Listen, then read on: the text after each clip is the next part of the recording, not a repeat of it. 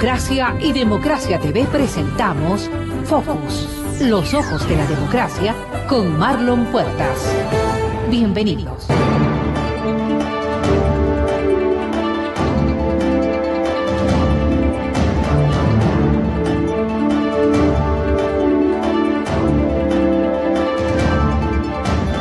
Estimados amigos, bienvenidos a un nuevo programa de Focus en Democracia desde los estudios de la Radio Democracia en la capital, en Quito.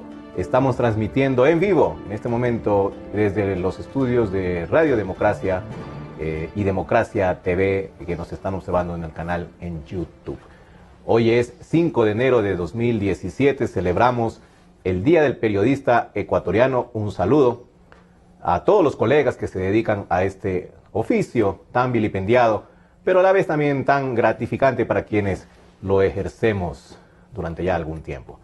Gracias a ustedes por su atención. Hoy contamos con la presencia del economista Eduardo Valencia. Eduardo Valencia es un conocido personaje que ha tenido bastante participación en la función pública y siempre pues con importantes resultados de su gestión. Economista Valencia, gracias por su presencia, bienvenido. Le quiero plantear este programa para tocar dos aspectos fundamentales que usted ha desarrollado de cierta forma, pero ha quedado corto además en sus exposiciones, respecto al balance que se hace del correísmo, que en pocos días ya, el 15 de enero, cumplirá 10 años en el poder, el correísmo. Y usted ha sido bastante directo en decir que este gobierno, el de Rafael Correa, es tal vez uno de los peores en la gestión económica. Y también usted desarrolló un concepto que me parece fundamental desarrollar: la corrupción estructural que ha incurrido este gobierno por medio de leyes, por medio de decretos, por medio de emergencias, que finalmente desató pues lo que estamos sufriendo los ecuatorianos, las consecuencias ahora, que es que el dinero público, el dinero de todos los ecuatorianos, ciertos funcionarios públicos, ciertos contratistas lo están escondiendo hasta en los techos, producto de la corrupción. Así que, economista, bienvenido. Lo primero, usted se ha dedicado a hacer estudios, en efecto, respecto a los fondos públicos, al dinero que ha manejado el correísmo en esta última década. ¿Cuánto ha manejado y cuánto de esto se ha perdido, se ha desperdiciado, se ha despilfarrado o sencillamente se lo han robado, economista? Gracias, bienvenido. Muy gentil, Marlon, es un gusto estar nuevamente aquí en su programa. Bueno, los dos temas que usted me ha planteado son muy amplios. Seguramente nos tomaría muchas horas, días inclusive o más, el poder exponer todos los detalles de por qué he llegado a las conclusiones que he hecho públicas en diversos medios de comunicación, porque yo por lo menos pienso que el momento es tan crítico que uno no puede callar. Siempre he pensado yo que el decir la verdad es un acto de contribución al país. Siempre me he dejado llevar por la frase de don Miguel de Unamuno. Desde que yo era muy joven leí una frase de él que decía: hay veces en que callar es mentir. Y claro, no es lo mismo el mentir entre dos personas, o en un club, o en una clase, o en una conversación. Mentirle al país es muchísimo más grave, sobre todo porque cuando uno oculta y deja de decir las cosas que debe decirse en los momentos importantes, por desgracia, se vuelven a cometer siempre los mismos errores. La gente se acostumbra a que como nadie protesta, como nadie dice nada, vuelven a cometer las mismas tropelías contra el país, perjudicando a la gente pobre. Y lo más grave de todo es que cunde la impunidad. Para mí, mucho más grave que la corrupción es la impunidad, porque evidentemente la impunidad tapa la corrupción. Y la multiplica. Y la multiplica porque todo el mundo ve que no pasa nada, que se han enriquecido, que sacan sus fortunas fuera del país, abren cuentas en el extranjero, en paraísos fiscales, y ellos siguen bien orondos, ¿no? Absolutamente. Voy a poner en un contexto un poquitito más filosófico la razón de mis denuncias y de mis conclusiones, porque empiezo diciendo que la economía es una ciencia que aparentemente tiene que ver con la riqueza, es una ciencia numérica. Muchas personas le temen a la economía por los números y creen que la economía es el arte de enriquecerse, lo cual no es así. Paul Samuelson, uno de los principales economistas contemporáneos, decía que si alguna cosa no es la economía, es el arte de enriquecerse a título personal. Pero yo me voy un poquito más allá, desde la fundación misma de la economía, con Adam Smith. Él era un filósofo moral y cuando fundó la ciencia económica, la fundó con fundamentos éticos. La economía es y tiene sus raíces en el manejo de la casa, en el manejo del hogar, de la morada, en donde se cultivan las mejores cualidades de las personas, sus mejores hábitos.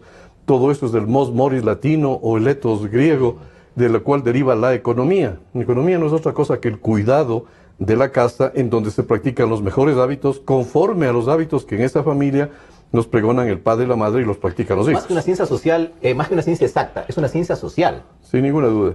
Social, pero además ética. O sea, no puede separarse la economía, su funcionamiento de la ética. Un economista tendría que ser ético por esencia, entonces. Absolutamente, por antonomasia. Por antonomasia. Y cuando uno mira las transgresiones graves de lo que pasa y mira los justificativos para tratar de disfrazar lo que se ha hecho y los defectos que tiene, bueno, uno mira las quiebras éticas no solo en el discurso, sino en un momento de los actos mismos. Yo, de hecho, todas las denuncias que he hecho y todas las conclusiones de las que he arribado las he fundamentado siempre con cifras. Soy de aquellos economistas que creemos que, igual que los médicos presentan electrocardiogramas, tomografías, resonancias magnéticas para evaluar la situación de un enfermo en un momento determinado, los economistas usamos estos indicadores para saber la gravedad. Un médico jamás podría traicionar ni a él ni al hospital donde trabaja, y peor a sus pacientes, malinterpretando los datos, camuflando los datos, dando a entender una realidad distinta a lo que dicen. Pues esa persona, si así fuese, procediera, no sería un buen médico, actuaría en contra de la ética. Mucho para eso, ahí está el tema. Desgraciadamente, y vemos, y lo vemos a diario prácticamente con este gobierno, de que las cifras son maquilladas, son manipuladas, son puestas al público con otros términos, mucho más suaves. A la crisis ni siquiera se la llama crisis ahora. Claro, no. Entonces, qué pena que justo una acción, una ciencia tan social como en este caso, se preste para este tipo de manipulaciones, ¿no? Eso es lo que a mí me indigna, eso es lo que a mí me irrita y me mantiene siempre molesto, porque uno no puede creer que se interprete los hechos, los datos de esa manera. Ahora mismo el presidente acaba de decir que va a entregar una economía boyante, que ha manejado como nadie la economía. Es el mejor economista, ciertamente es el que mejor ha interpretado la epistemología. Vayamos a eso, vayamos ya al correísmo como tal, como le digo, porque eso intenta hacer un balance de la década del correísmo, que para el presidente y para los correístas es una década ganada. Y usted bien lo dice, en las últimas intervenciones del presidente y de la nueva gerente del Banco Central, se habla ya de una economía en recuperación. La recesión ha pasado, no dio cifras, por cierto, del 2016, todavía de cómo cerró el país en eso, pero ha dicho que ya en el 2017 va a crecer un poquito más allá de un punto, y lo presenta como una gran noticia. Entonces comencemos tal vez por ahí, economista. ¿Qué le parecen esas proyecciones que ha dado el gobierno? A mí me daría vergüenza, siendo presidente de la República, hacer esos acertos. Y mucho más que los ministros o los gerentes lo repitan. Es como si un ventríloco tuviera ya la piedra filosofal y todo el mundo tiene que repetirlo. Y además convencer a la ciudadanía de que esto es así. Gracias a Dios existimos algunas personas cada vez más numerosas y creo que la gran parte de la población ha reaccionado ya y se opone a lo que está sucediendo. A ver, empecemos tratando de lo que hice en mi introducción. Si es que la economía es una ciencia ética, evidentemente tiene que ser construida sobre bases científicas, sobre bases serias, que además estén sustentadas en una moral común, una moral social, en una moral objetiva, que sea universal, de tal manera que lo que de la economía provenga se interprete de la misma forma aquí en el Perú, en Chile, en la Cochinchina, en todas partes. Yo he dicho muchas veces, y me voy a concentrar en la respuesta que usted necesita, cuando solamente me he referido a la crisis económica tan grave que tiene el país, yo la califiqué hace más de 1 año y medio que vamos a hacer la peor crisis de la historia. Y lamento mucho, pero no me equivoqué y hoy lo voy a elaborar. De los 50 indicadores económicos que los economistas usamos, los 50 indicadores más relevantes son todos negativos para la gestión de este gobierno. ¿Nos puede mencionar algunos de estos indicadores para tener referencia y que vayamos entendiendo todos? Enseguida, por supuesto. Entonces, cuando empecé la crítica a la política económica, después de que estuve 7 años separado de esto por una grave decepción que tuve del manejo del país, de los políticos y de lo que estaba viendo en este gobierno, al volver dije que era una crisis económica estructural. ¿Ok? La calificada estructural porque si es que los grandes indicadores económicos denotan que el manejo de los 5 sectores fundamentales de la economía, que son la producción, el comercio exterior, el sector monetario, el sector social y por supuesto el sector fiscal, Si es que los 5 no se manejan equilibradamente y uno de ellos se sale del esquema y se maneja equivocadamente, todo el conjunto sufre, igual que el cuerpo humano sufre cuando usted tiene un dolor de riñón, le afecta al corazón, le afecta a la vista, le afecta a una serie de cosas, como no puede ser de otra manera. Todo tiene que estar equilibrado. Cuando los modelos son equilibrados estructuralmente, no hay razón para que existan crisis.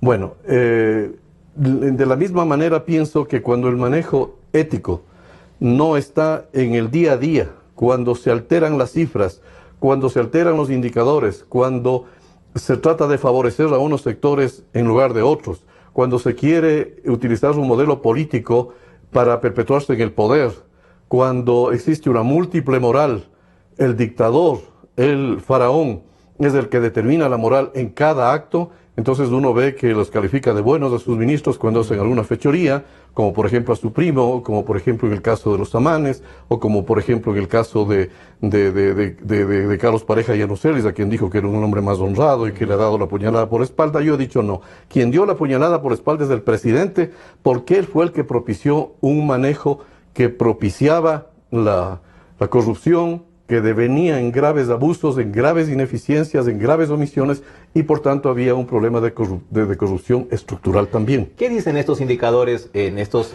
los que usted ha mencionado ya, el financiero, el social, el económico, el productivo sobre todo? Por supuesto. ¿Cómo está el país a estas alturas? Enero de 2017, cuando el señor Rafael Correa está a pocos meses de irse y dejarnos su legado. Voy a mencionar unos pocos porque ya le digo que me tomaría tiempo. Si solamente tuviera los que más dar importantes, una clase en la universidad, tendría que hacer un seminario sobre esta cuestión. Así es, entiendo. El indicador más importante que manejamos los economistas es cómo las personas han recibido los ingresos que maneja el Estado completo, sector público, sector privado, cómo llega a la gente sus ingresos.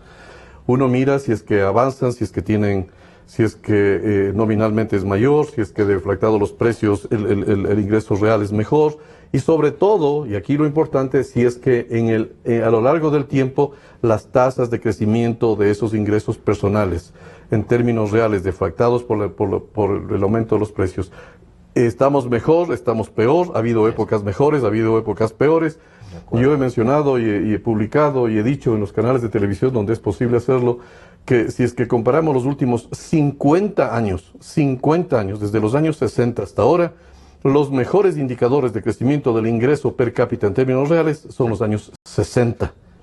Y los peores, los del gobierno de Mahuad, donde fue la grave crisis financiera, y el gobierno de la Revolución Ciudadana actualmente, siendo peores los indicadores de estos últimos 10 años del gobierno de Correa. Es decir, las cifras de Correa son peores que las cifras de Mahuad. Absolutamente, en pequeñas proporciones, porque son casi, si uno mira la década y uno mira el ingreso promedio, mientras los años 60 está acá arriba, los años 80, 90 están abajo y un poquitito más abajo está la década actual.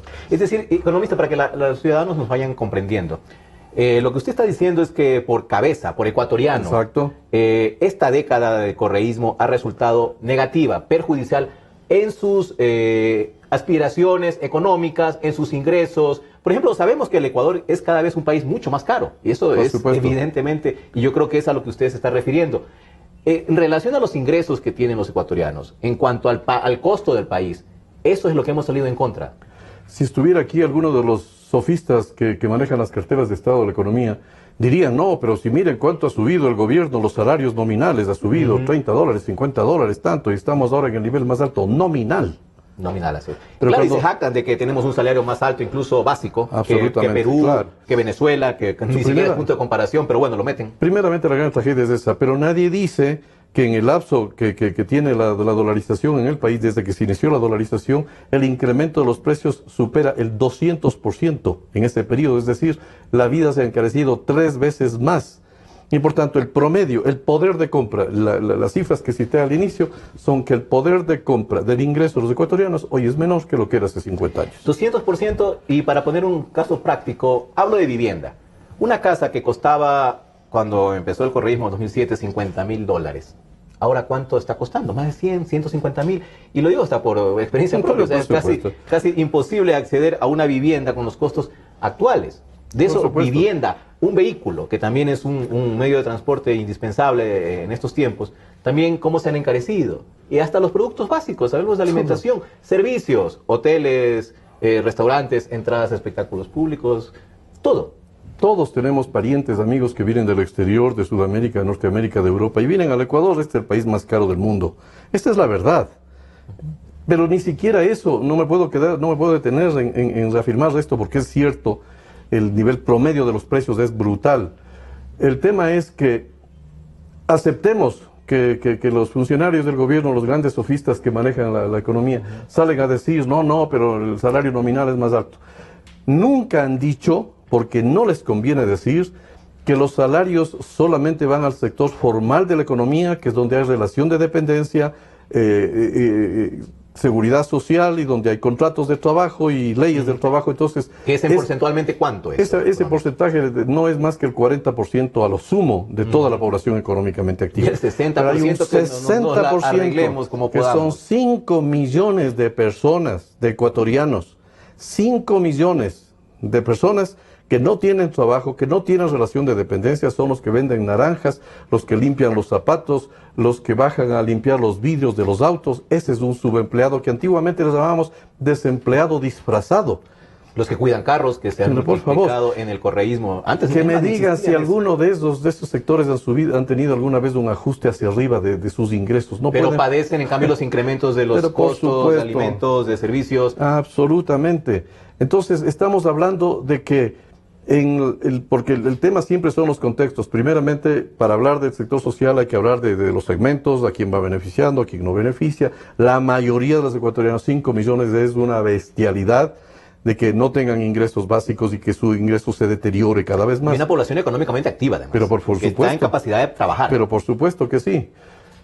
Pero digo, lamentablemente no se dicen muchas cosas, como por ejemplo que las perspectivas de este sector son tan malas. ¿Por qué razón? Y aquí seguramente lo más profundo.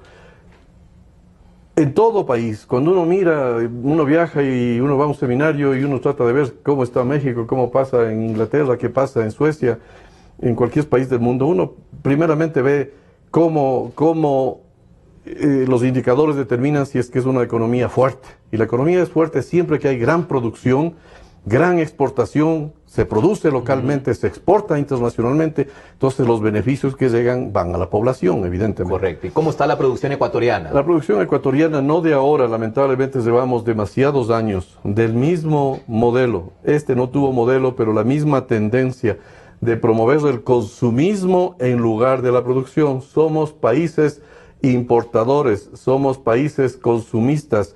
Las divisas que entran, supuestamente el petróleo, entran al país y se van inmediatamente en importaciones. La tasa de crecimiento de la agricultura, de la industria, del petróleo son más bajas que en los periodos anteriores, al punto que en este momento histórico nunca la agricultura, la industria y el sector petrolero, que se supone es el principal porque abastece las divisas, han tenido una proporción tan baja del Producto Interno Bruto. Entonces, ¿de qué nos va a servir el acuerdo con la Unión Europea, siendo agrícola, por ejemplo, el asunto? Es que ese es el punto, exactamente. Con un nivel bajo de producción. Deberíamos más bien aprovechar el momento, pero el país no está preparado. Sí, nos van a invadir de productos importados y no vamos a tener que vender, excepto los tradicionales, que son 4 o 5 productos que han tenido los de siempre. Los de siempre, pero esto, cuando yo estudiaba economía y se sabía lo del gran cacao, lo del Galo Plaza que fomentó el banano, los mismos 4 productos siguen 50 años después. Camarón, entonces, atún. Se llenan la boca, sale el presidente y el vicepresidente. Yo no veo razón por qué no nombrarlos si son los principales administradores de este país. Salen y dicen que han cambiado la matriz productiva. Cuando en el año 8º de gobierno salieron con toda la pompa ya en propaganda organizada, decir que este país va a ser distinto, que vamos a ser una potencia mundial en petroquímica, que vamos a hacer una serie de cosas, que en turismo somos una potencia mundial. Yo decía, qué pena me habría dado a mí que al cabo de 8 años digan que han cambiado la matriz productiva y que van a profundizar dicho cambio en los 2 años que les quedaba. Ni hubo antes, ni hubo en estos 2 años. El país está peor que nunca en materia de producción. Es el gran fracaso del gobierno en la agricultura, en la manufactura, por supuesto en el petróleo. Que el petróleo, imagínese, Marlon, que el petróleo siempre que suben los precios, sube la proporción de los ingresos del petróleo respecto al Producto Interno Bruto. Bajan los precios y obviamente disminuye la participación. Para que veamos lo atados que estamos a ese producto. Entonces, la responsabilidad de un gobierno es promover la cantidad producida de bienes agrícolas, de bienes industriales y de bienes del sector petrolero. Esa es la tarea de él, que aumente la producción, el número de barriles. Pues en estos 10 años de revolución ciudadana, hasta el término parece ofensivo, ¿verdad? Revolución y peor ciudadana. Que en estos 10 años, la cantidad de barriles que producimos diariamente es la misma desde hace 10 años, aproximadamente 500,000 barriles y no se ha aumentado nada. ¿Ok?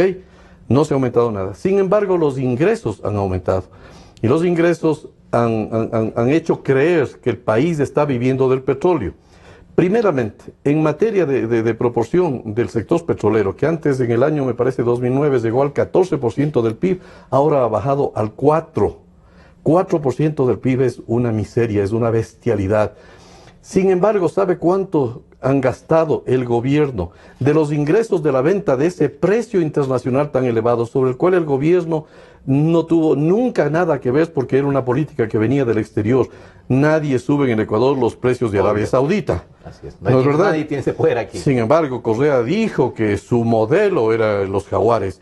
Y ahora que ha bajado, en cambio, le culpó al petróleo de que ha bajado. Ni cuando subió ni cuando bajó era culpa del actual gobierno, por supuesto, porque venía dado de las variables internacionales.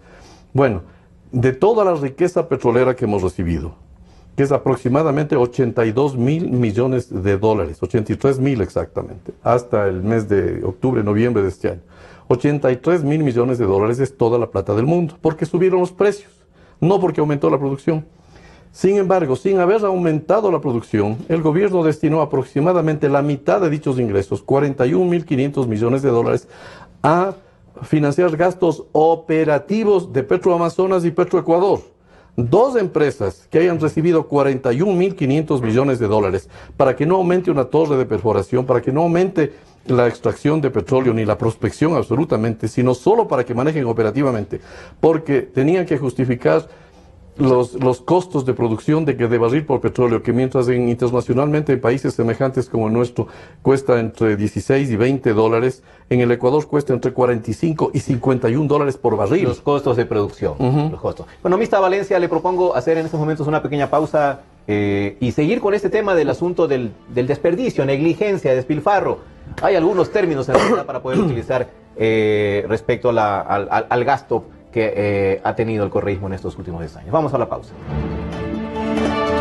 En un instante regresamos con Marlon Puertas en Focus por Democracia M y Democracia TV. Inicio del espacio publicitario. ¿Conoces a Unión Ecuatoriana? No somos ni los de ahora ni los de antes. Por eso conocemos la realidad de nuestros pueblos. Tenemos claro los problemas de nuestra educación. Sin seguridad no es posible ninguna libertad. Por eso no tenemos miedo de ir tras los corruptos. Unión Ecuatoriana, justo lo que necesitamos. El 19, vota todo 19. Publicidad electoral, asambleístas provinciales, CNE, elecciones generales 2017. Fin del espacio publicitario. Desde el Distrito Metropolitano de Quito, Cadena Democracia, la radio de la gente. Volvemos con Focus por Democracia M y Democracia TV.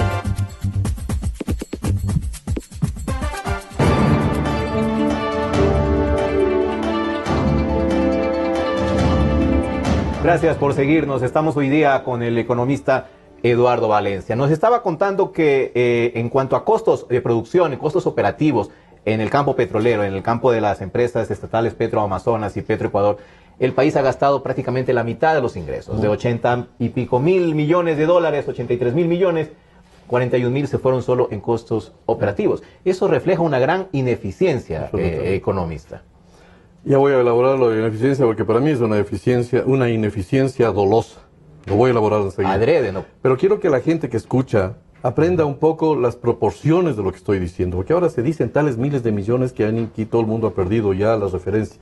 41,500 millones de dólares es aproximadamente 7 veces el valor de todo lo que el gobierno ha gastado en carreteras en los últimos 10 años, que no llegan a más de 6,000 millones, cifras comprobadas y revisadas por nosotros. 6.000 toda la magnificencia de las carreteras, que es la obra emblemática del gobierno.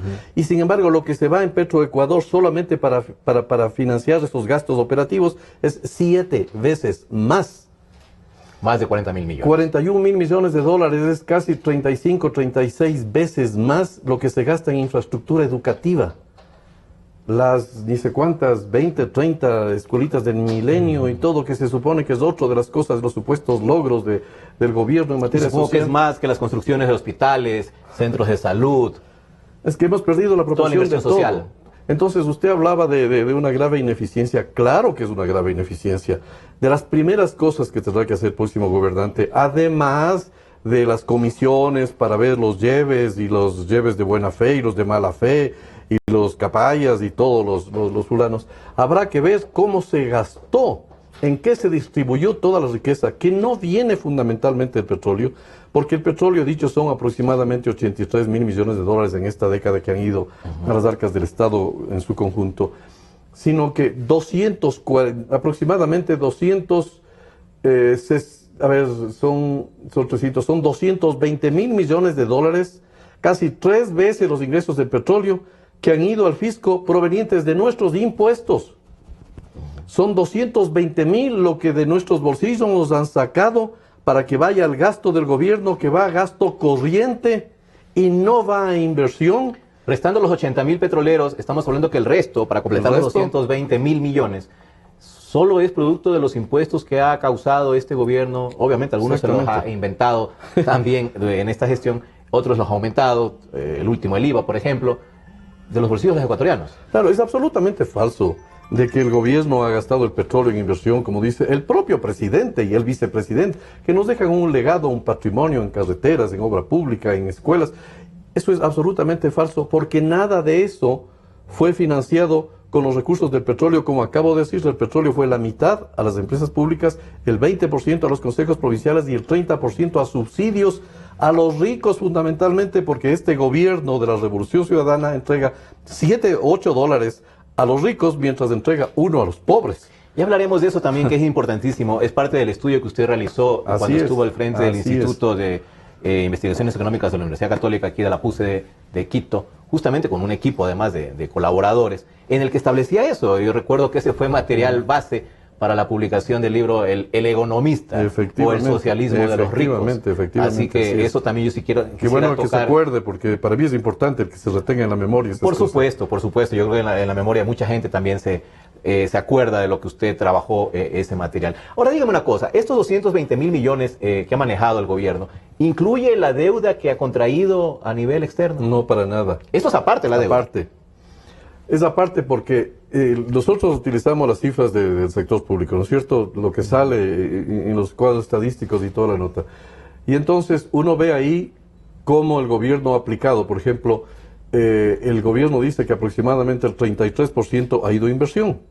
Entonces, primeramente, uno no sabe de dónde fueron las fuentes para la inversión, pero cuando depuramos las cifras, realmente la cantidad de bienes de inversión que financió solo es del 20%. Es decir, de cada 10 dólares que el país recibía, solamente 2 fueron a inversión. De cada 100 que recibía, 20 a inversión. Y el 80% a gastos corrientes. Gastos corrientes que se van. La palabra corriente es que sirve para el consumo, y el consumo viene del latín consumere, que desaparece. Son divisas que le costó al país ingresarlas, gracias al precio internacional del petróleo las tuvimos, e ingresan y se van inmediatamente, porque lo que se promovió fue el consumismo, ya lo he dicho, en importaciones, y por supuesto la grave ineficiencia. Solamente detengámonos un minuto en lo que acabo de mencionar de las empresas estatales de Petroecuador y Petroamazonas. Para financiar costos de producción que en el momento de la venta, prácticamente en todas las ventas perdemos. ¿Cómo puede usted entregar 41.000 millones de dólares a una empresa que pierde siempre? Le votan al gerente, le votan al presidente, le votan a todo el directorio, a toda la asamblea, a todos los que tienen que ver, porque esas son ineficiencias, no supieron controlar. Les dejaron hacer y dejar pasar.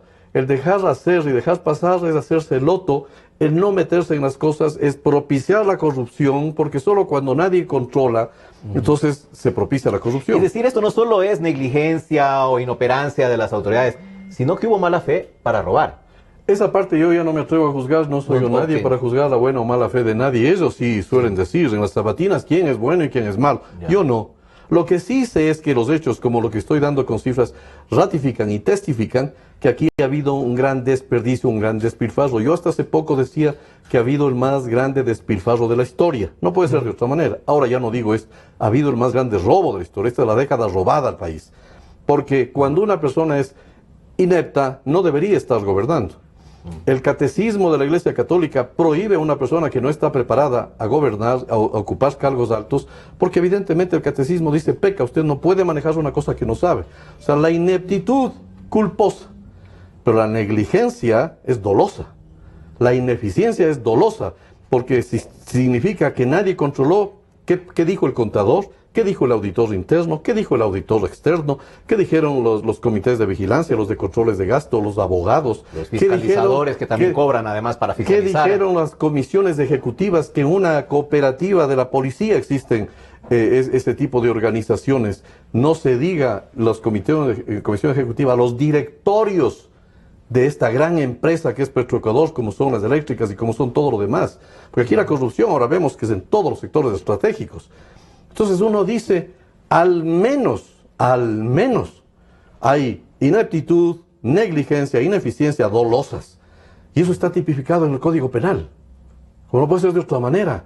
No es que usted puede llegar a una función pública y dejar que gasten y que se roben la plata y usted no hace nada. Por supuesto. Y en eso también hay responsabilidad de las cabezas que designan a los ejecutivos, a los principales de estas empresas petroleras. Ahora, sencillamente, el argumento es, me dieron una puñalada por la espalda, sucumbió a la tentación de ver tanta plata, y pobrecito, él era honesto, pero en arca abierta el justo peca. Entonces, ahí viene el lavarse las manos en una responsabilidad política que es importante establecer. Posibilidad política y ética ante el país, grave. Porque ¿quién propició lo del arca abierta? O sea, si no hay gente capaz, si hay gente negligente y solo están ahí por motivos políticos, y si además la que decía yo, y esto lo tomé, y le he permitido, he dicho públicamente que espero que Alberto Acosta me permita interpretarle, porque él dijo que la corrupción, lo dijo en Radio Democracia, en una intervención en que él y yo estuvimos ahí, yo desde mi casa, él ahí presente, que la corrupción no es solamente el lleve, eso lo dijo Alfredo, como es el diputado Ariza, el Cachito Vera hace mucho tiempo.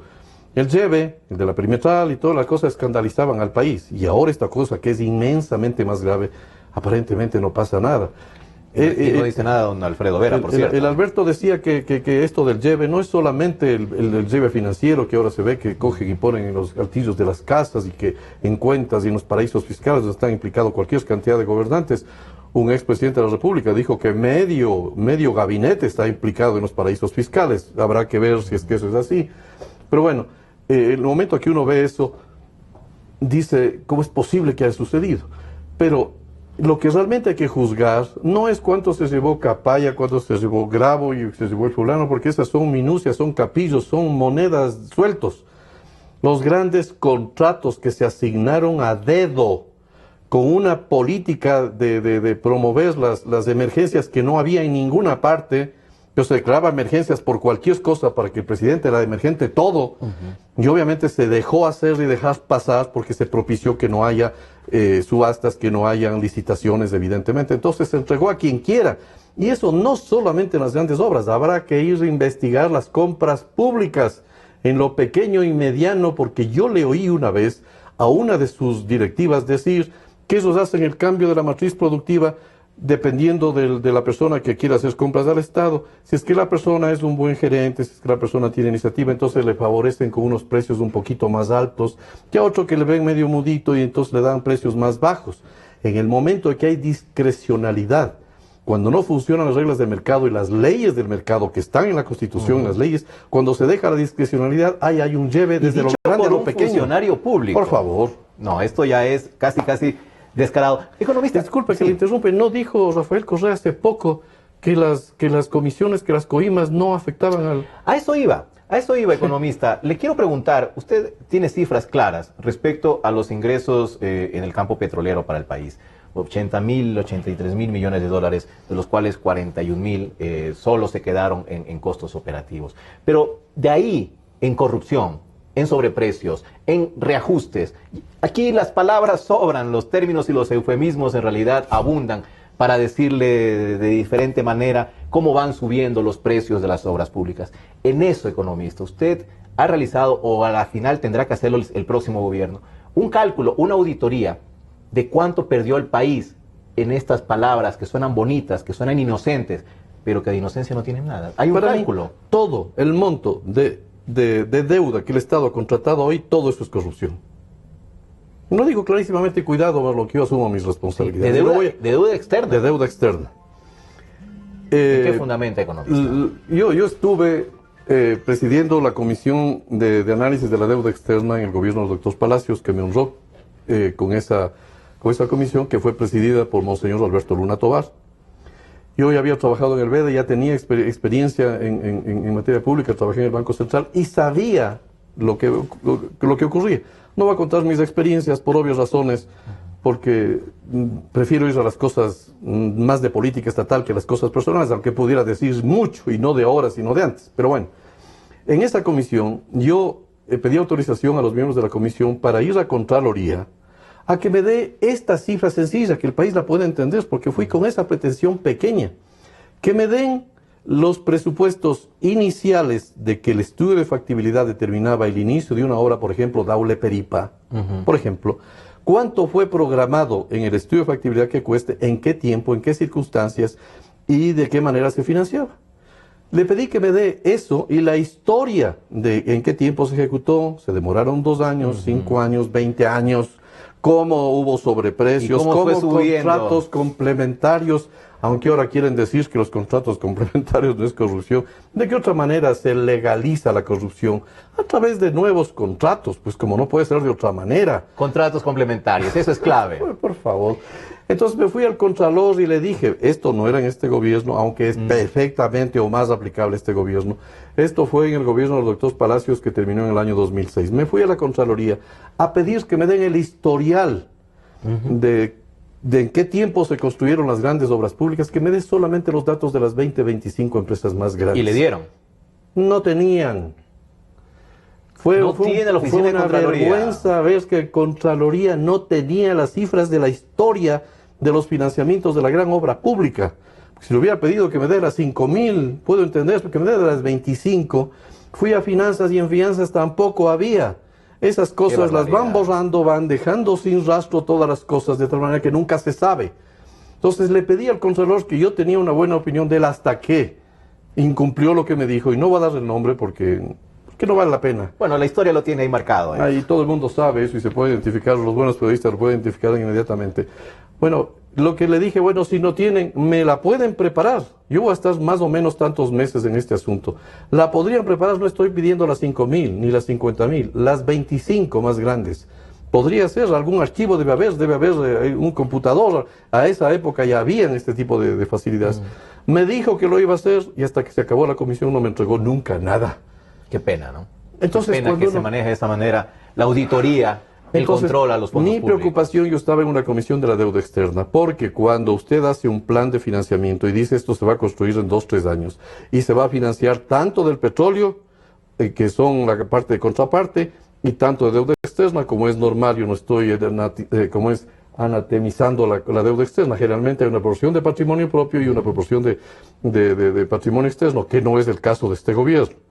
En ese entonces había más o menos esto, pero claro, eso se pone en el presupuesto del Estado, cuánto del presupuesto del Estado proveniente del petróleo, cuánto de la capacidad de deuda, y PAC se pone ahí. Pero si cada gran proyecto se va desfinanciando paulatinamente, no hay proyecto, no hay presupuesto, no hay ahorro, no hay petróleo que alcance, entonces sigue incrementándose la deuda externa. Y esa era mi misión ahí, explicar por qué la deuda sube. La deuda sube cuando hay un mal manejo, cuando hay irresponsabilidad, cuando hay un dejar hacer y dejar pasar. En ningún gobierno de la historia es más criticable este asunto que en este. ¿Por qué? Porque ha recibido los recursos más altos de la historia económica del Ecuador. O con los que podía solventar las principales obras que emprendió. Alguna vez un exalumno mío trató en un debate en una radio de defender al gobierno diciendo que no, que sí se justifica para tal. Le dije, no se justifica para nada, porque cuando una persona ha recibido como herencia cantidades tan enormes como las equivalentes a los 30 años anteriores, no tiene ninguna razón de haberse endeudado. ¿Por qué diablos la deuda si teníamos recursos propios? Incluso recordemos que este gobierno recibió hasta ahorritos, los fonditos que tanto se burla el presidente Correa. Pero hasta esos fonditos existieron y obviamente los incluyeron en el presupuesto y desaparecieron en las inversiones que el gobierno haya considerado. Pero en todo caso, economista, este gobierno ha tenido esos recursos, ha tenido deuda y todavía ahora actualmente no puede cubrir sus obligaciones. Es insólito. Yo quiero decir una cosa que no le he dicho antes en esta forma, porque realmente creo que es importante decir. Empecé diciendo que cuando uno va a ver un país, uno se da cuenta cuando un país es sólido. Japón.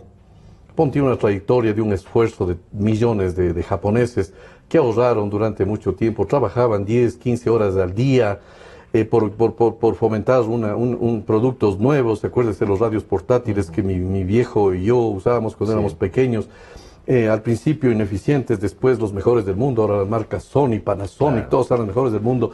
Fueron construyendo en más de 40, 50 años de un proceso de sustitución de importaciones que derivó en un proceso de promoción de exportaciones. Lograron producir masivamente, ya no tanto para satisfacer las necesidades del consumo de su gente, sino para exportarlas. Entonces, tienen una divisa dura. La relación de la dureza, de la fortaleza de una moneda es siempre vinculado con la fortaleza de la producción. Si un país es potencialmente fuerte, su moneda es fuerte. ¿Y si un país no tiene moneda? ¿Qué quiere decir?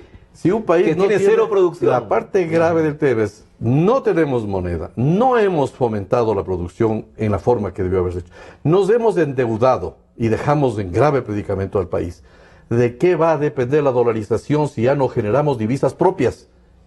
Cuando dije la primera vez esto en una conferencia casi me caen encima porque dije, es un país que sin tener divisas tiene de dólar como moneda.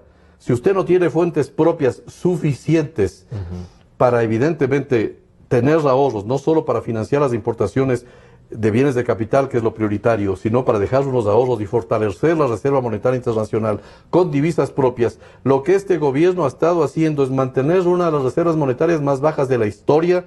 Tienen 4.000 millones de dólares, es dato del gobierno. Claro, lo dijeron recién. Lo dijo decir que van a dejar una reserva monetaria altísima, 4.200 millones de dólares, es el 4% del Producto Interno Bruto, mientras Japón tiene el 100% de divisas en relación al Producto Interno Bruto. Y acá tenemos el 4. Y lo dejamos como un gran Y de logro. ese 4 no todo es activo porque eso está comprometido mucho más de lo que es los 4. Ayer le oí a un colega hablar de que si es que tenemos 4 están comprometidos como 10.000. Es decir, tenemos una reserva negativa. Mi preocupación es los siguientes gobiernos, ¿cómo van a hacer para financiar una dolarización con dólares de generación propia, que es lo correcto? A lo mejor van a tener que recurrir a la deuda para disfrazar de que sí se mantiene la dolarización, pero trayendo divisas desde afuera, con lo cual se incrementa el problema como ya ha pasado en tiempos pretéritos. Y eso es lo que ningún candidato dice, desafortunadamente, porque es un tema tan sensible, tan delicado, con el que probablemente alguno, si dice la verdad, perderá votos, y este no es el momento de ser realistas, sino de pintarnos un país hermoso, imaginario, que vamos a ganar más, van a haber menos impuestos, y obviamente de eso se trata la campaña electoral, dicho incluso por políticos que me dicen, en campaña se puede decir cualquier cosa. Tenemos que hacer un segundo corte, economista, y volvemos porque esto está demasiado importante. En un instante regresamos con Marlon Puertas en Focus por Democracia M y Democracia TV. Inicio del espacio publicitario. ¿Conoces a Unión Ecuatoriana? No somos ni los de ahora ni los de antes. Por eso conocemos la realidad de nuestros pueblos. Tenemos claro los problemas de nuestra educación. Sin seguridad no es posible ninguna libertad. Por eso no tenemos miedo de ir tras los corruptos. Unión Ecuatoriana, justo lo que necesitamos. El 19, vota todo 19. Publicidad electoral. Asambleístas provinciales. CNE. Elecciones Generales 2017. Fin del espacio publicitario. Desde el Distrito Metropolitano de Quito, Cadena Democracia, la radio de la gente. Volvemos con Focus por Democracia M y Democracia TV.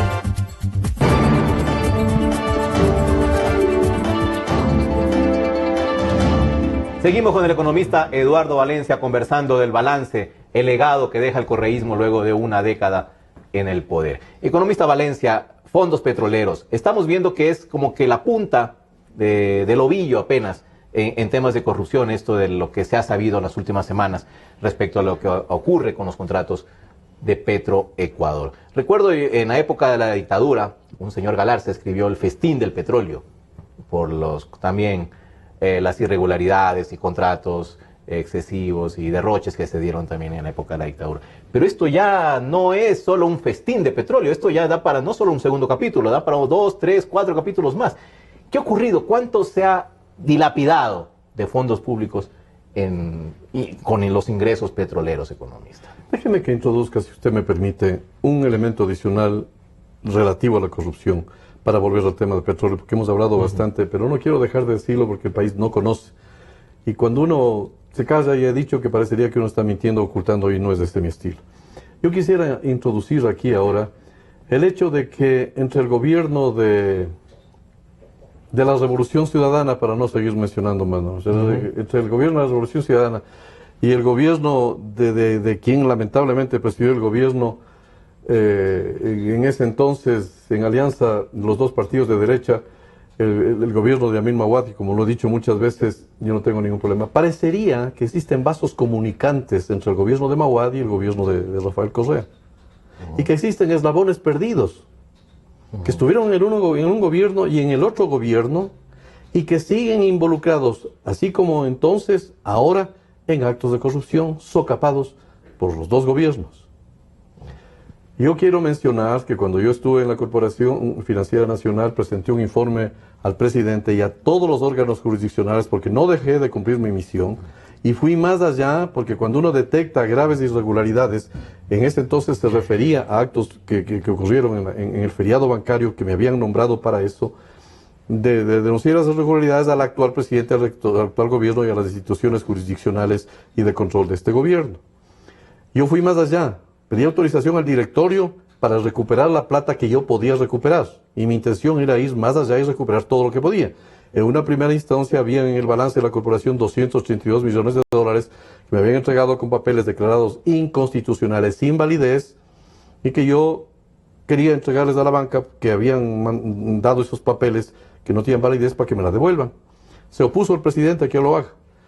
Mi segunda etapa era todos los créditos que la corporación como banca de segundo piso en una malhadada decisión previa en años anteriores que le acabaron a esa institución en la cual yo trabajé, a la cual estimaba y mucho, y a la que le tengo gratitud por supuesto hasta ahora, pensaba recuperar todos esos créditos que fueron manejados por la banca y que ya en la crisis no se pudieron recuperar y le chantaron a perder al Estado como le obligaron a aceptar esos papeles que ya eran prácticamente basura. Ya bueno, entonces yo empecé el proceso, pedí autorización de directores, no habían 4 ministros de Estado que me apoyaron y otros representantes del sector privado que me apoyaron unánimemente, con informes, todo perfectamente hecho, con informes de abogados prestigiosísimos que declararon que hay un gran peculado. Y en estos informes están los nombres de los autores, cómplices, encubridores, ejecutores del gran peculado a la corporación, del gran asalto a la corporación. Bueno, pues yo le pedí al presidente que me apoyara y no me apoyó. Y me dijo que él no podía quebrar a la banca por no cobrar 282 millones de dólares, cuando algunos años después, cuando Guillermo Lasso dijo que iba a subir en su gobierno, en el año 2006, si es que era presidente, que iba a subir el bono de desarrollo humano, enseguida Correa les quitó un subsidio que tenían los bancos.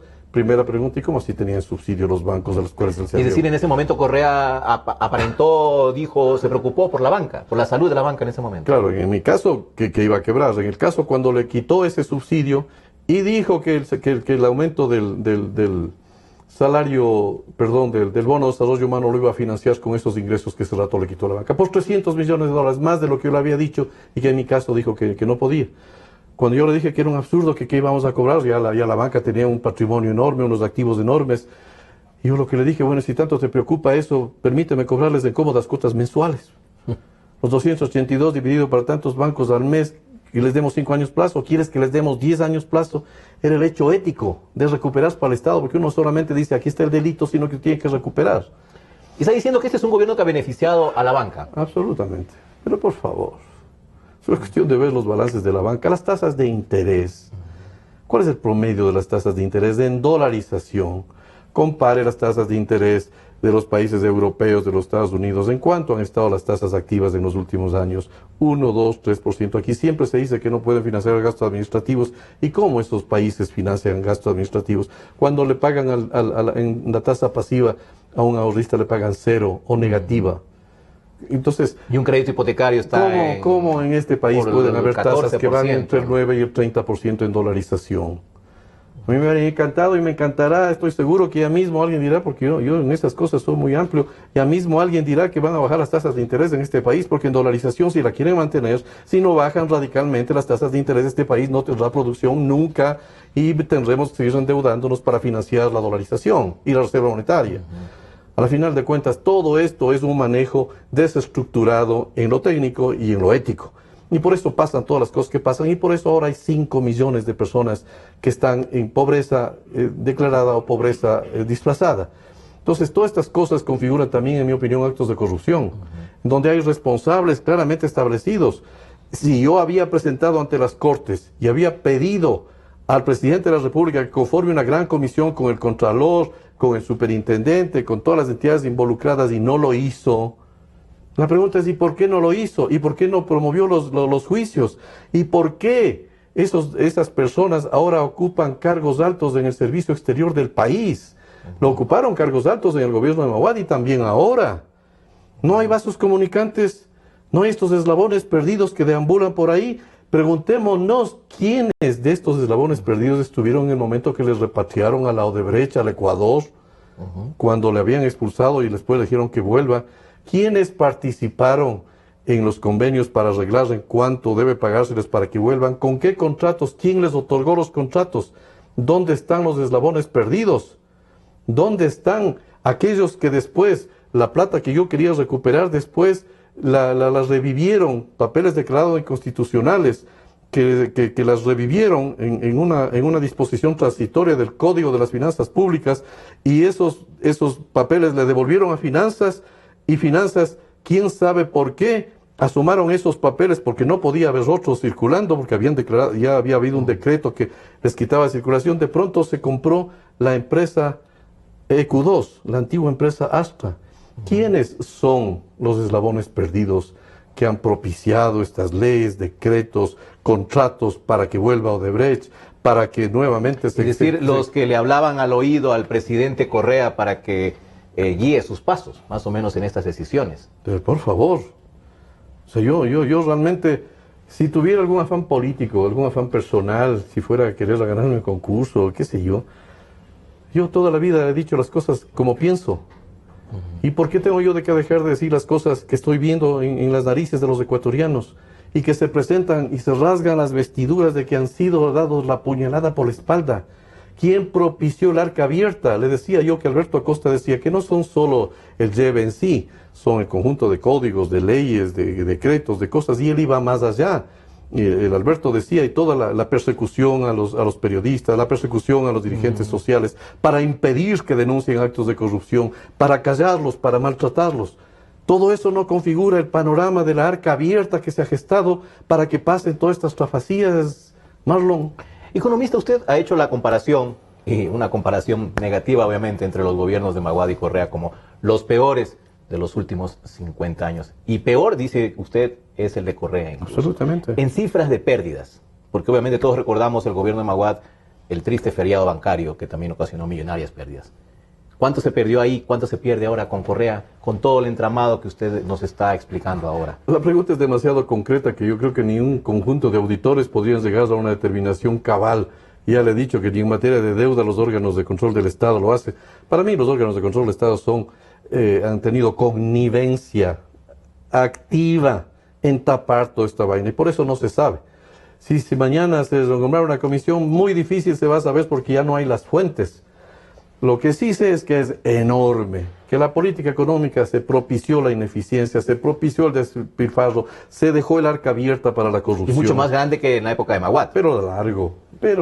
No sé las cifras del feriado bancario, cuánto asoman de pérdida, cuánto arrojan de pérdida. Hablan 6.000 millones, 5.000 millones. En esa época nosotros definimos que, según la Comisión Anticorrupción, llegaba a 8.000 millones de dólares, que traídas a valor presente ahora debería ser 24.000 millones.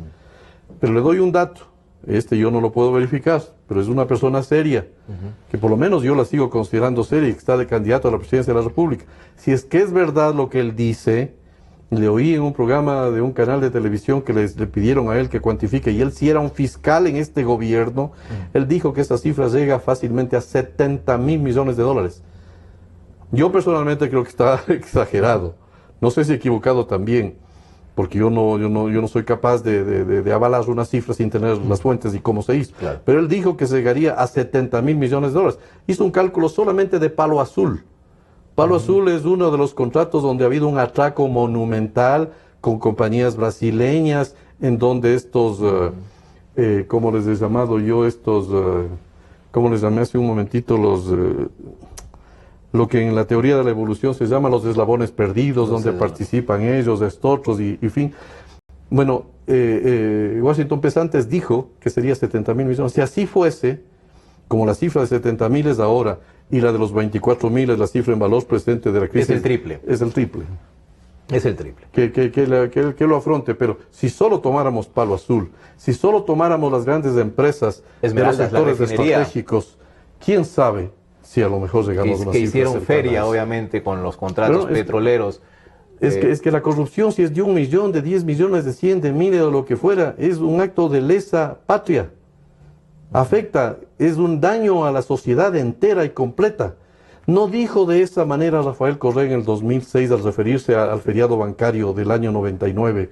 No dijo que era un acto de lesa humanidad porque se habían afectado los derechos de los viejitos, de las personas, los que se suicidaron. De lesa humanidad, que es una escala más alta que el de lesa patria, porque el uno afecta a toda la humanidad y nos sentimos afectados, el otro es de lesa patria.